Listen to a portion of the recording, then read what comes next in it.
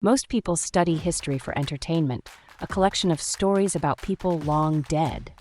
This is an amateur approach. History is a massive repository of system logs. Every successful empire, every breakthrough invention, and every titan of industry was running a specific set of psychological protocols. Today, we install the Historical Leverage Protocol to extract the high-performance mindsets of history's legends and integrate them into your own operating system. The constraint is context blindness, the belief that the challenges of the past are irrelevant to the digital age. You are wrong. The environment changes, but the human hardware remains identical. To optimize, you must implement comparative archiving. When you read about a leader like Caesar or a polymath like Da Vinci, stop admiring them. Start auditing them. Identify the exact mental switch they flipped to overcome their specific bottleneck. What was their shadow integration strategy? How did they manage signal noise? Next, execute the synthetic update. Legends were not perfect. They were simply better at refining their systems based on the data they had.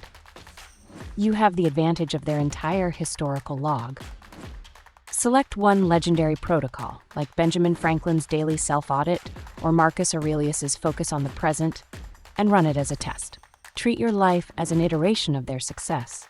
If their system produced massive output, it will produce massive output for you, provided you execute it with the same clinical consistency. Finally, practice legacy mapping. History rewards those who build systems that outlive their own biological lifespan. Ask yourself, if I were to operate with the discipline of a legend, what would my system look like 5 years from now? By thinking in terms of historical impact, you stop worrying about daily trivialities and start building an architecture that creates a legacy. Stop being a student of stories. Be an architect of history. Extract the code from the past, update it for 2026, and execute the protocol that makes you a legend of your own era. If you want to move from accidental consumption to architected growth, subscribe and join the 1% who engineer their time. Lead with value, not busy work. This is your protocol for total cognitive control.